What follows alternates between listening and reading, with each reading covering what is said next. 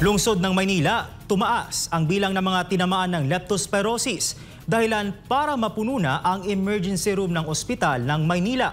Si Margot Gonzalez sa detalye ng balita.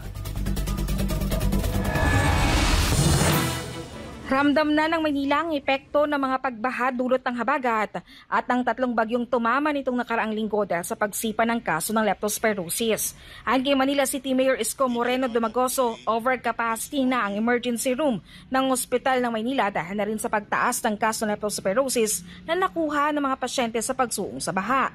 Matatanda na umabot ng hanggang bewang ang pagbaha sa lungsod sa nakaraang 2 linggo. Did you know that today, this morning, overloaded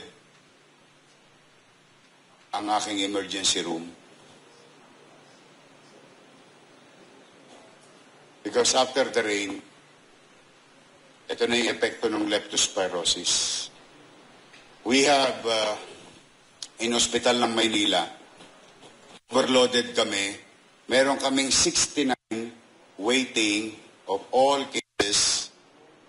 But most of the major cases is something to do with the flooding, infection, leptospirosis. So, tamang-tama yung epekto. Pag kinuwenta mo, yung nangyari 2 weeks ago, ngayon umi-epekto na. Pati sa datos ng Manila Health Department, 45 ang kumpirmadong kaso ng leptospirosis sa lungsod mula sa ospital ng Maynila Medical Center mula nang pumasok ang buwan ng Hulyo. 6 ang nasawi at 24 na pasyente ang kasalukuyang naka-admit sa nasabing ospital.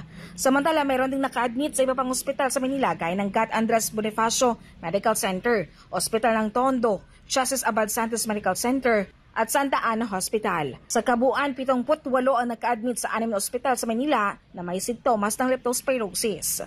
Paalala ng mga health expert, agad magpatingin sa doktor kapag nakaranas ng lagnat, pananakit ng kalamnan, pamumula ng mata o paninilaw ng balat, lalo na kung lumusog sa baha. Para sa Diyos at Pilipinas, kumahal, Margot Gonzalez, SMNA News.